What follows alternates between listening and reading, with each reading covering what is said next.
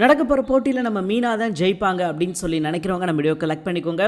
ஆமாங்க, அதான் உண்மையும் கூட அப்படின்னு சொல்லலாம். நடக்க போற போட்டியில ஜெயிக்க போறது நம்ம மீனா தான் அப்படின்றதுல நமக்கு எந்த ஒரு மாற்று கருத்தும் கிடையாது. ஓகே, இன்னைக்கு எபிசோட்ல என்ன நடந்தது அண்ட் இதுக்கப்புறம் என்ன நடக்க போகுது அப்படின்றத இந்த வீடியோல பார்க்கலாம். இன்னைக்கு எபிசோட்ல ஆரம்பத்தில் பாத்தீங்கன்னா நம்ம விஜயாவை தான் காட்டுறாங்க. விஜயா ஏற்கனவே அடி வாங்கியிருக்காங்க இல்லையா மீனா கூட வேலை பார்க்குறவங்க கிட்ட. அப்போ வலியால துடிச்சுக்கிட்டு இருக்கும்போது அண்ணாமலை போய் பார்த்து என்னம்மா என்னாச்சு அப்படின்னு சொல்லி கேட்கும்போது, நான் வலியால துடிச்சுக்கிட்டு இருக்கேன், நீங்க என்னமான்னு கேட்குறீங்க, இது எப்படி உங்களுக்கு நல்லா இருக்குதா அப்படின்னு சொல்லிட்டு அண்ணாமலைகிட்ட கத்துறாங்க. அப்ப அண்ணாமலை என்ன சொல்றாரு அப்படின்னா, இங்க பாருமா, என்ன நடந்தது எனக்கு தெரியாது, எதுக்காக உனக்கு முதுகு வலிக்குது சொன்னாதானே தெரியும் அப்படின்ற மாதிரி சொல்ல, அதே நேரம் முத்து வர்றாரு. முத்து வந்து என்ன சொல்றாரு அப்படின்னா, அப்பா இங்க பாருங்களேன், நேத்து ஒரு தரமான சம்பவம் நம்ம ஏரியாவில் நடந்திருக்குது. நம்ம ஏரியாவுக்கு மீனாவோட போஸ்டர் ஒட்டணும் இல்லையா, சோ அந்த போஸ்டர் யாரோ கிழிச்சிருக்காங்க. அப்ப மீனா கூட வேலை பார்க்கறவங்க என்ன பண்ணிருக்காங்க அப்படின்னா, அந்த அம்மாவை அடி வெளுத்துட்டாங்கப்பா அப்படின்ற மாதிரி சொல்றாரு. அப்போ அண்ணாமலை கேட்கிறாரு, என்னப்பா சொல்ற, இதெல்லாம் எப்ப நடந்தது அப்படின்னு சொல்லி கேட்கும்போது, ஆமாப்பா இதெல்லாம் நேத்து தான் நடந்தது, அது மட்டும் கிடையாது, அடி வாங்கின பொம்பளை அப்படியே அம்மாவோட ஹைட்டு அம்மாவோட வெயிட் அப்படியே இருப்பாப்பா அப்படின்ற மாதிரி சொல்ல,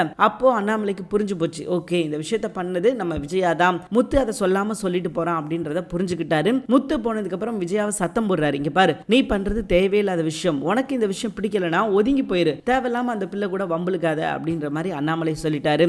அண்ட் அதுக்கப்புறம் பாத்தீங்கன்னா நம்ம சுருதி ஒரு கருத்து கணிப்பு எடுக்கிறாங்க. எதற்காக அப்படின்னா, நம்ம மீனா ஜெயிக்கிறதுக்கு எவ்வளவு தூரத்துக்கு வாய்ப்பு இருக்குது அப்படின்றத தெரிஞ்சுக்கணும் அப்படின்றதுல இவங்களுக்கு ரொம்ப ஆர்வமா இருக்குது. அப்ப இவங்க என்ன பண்றாங்க அப்படின்னா, ஒரு கருத்து கணிப்பு எடுத்து பார்த்துருவோம், எப்படி இருக்குது மீனாவோட வெற்றி நிலவரம் அப்படின்றத தெரிஞ்சுக்கிறதுக்காக ஒரு கருத்து கணிப்பு எடுக்கிறாங்க.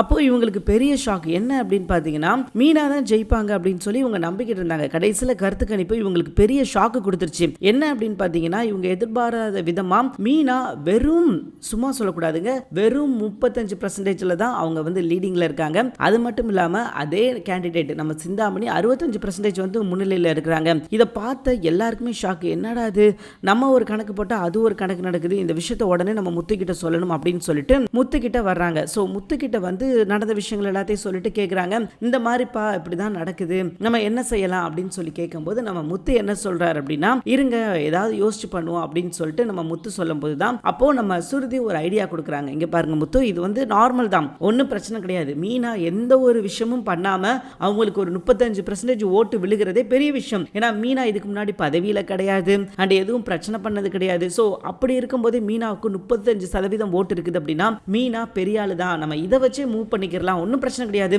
இந்த வாக்கு வித்தியாசமே போதும் அவங்கள வீழ்த்துறதுக்கு. நம்ம இப்ப என்ன பண்ணணும் அப்படின்னா, கேம்பெயின் பண்ணணும். அதாவது மீனாவோட வாக்குறுதிகள் வந்து மக்கள் மத்தியில் ரீச்சா இருக்கான்னு கேட்டா இல்ல. சோ எல்லா பூக்கடையிலும் நம்ம போய் மீனா ஜெயிச்சா இப்படி பண்ணுவாங்க, மீனா ஜெயிச்சா இந்த விஷயத்த பண்ணுவாங்க, அது இல்லாம ஃப்ரெஷ் கேண்டிடேட் இப்பதான் முதல்ல வந்து வந்திருக்காங்க, சோ அவங்களுக்கு நம்ம வாய்ப்பு கொடுத்தோம் அப்படின்னா கண்டிப்பா எல்லா விஷயத்தையும் பண்ணுவாங்க அப்படின்னு சொல்லி பிரச்சாரம் பண்ணணும் அப்படின்னு சொல்லி நம்ம முத்து, சுருதி, மீனா எல்லாரும் சேர்ந்து முடிவெடுத்திருக்காங்க. பட் இந்த விஷயம் வந்து மீனாவுக்கு தெரியாது. மீனாவுக்கு வந்து பேக்ரவுண்ட்ல நடக்கிற விஷயங்கள் மட்டும்தான் தெரியுமே தவிர்த்து இவங்க இறங்கி கிரவுண்ட்ல வேலை பார்க்குறாங்க. மீனாவை ஜெயிக்க வைக்கிறதுக்கு என்ன விஷயங்கள்லாம் பண்ண முடியுமோ அது எல்லாத்தையும் பண்ணியிருக்காங்க.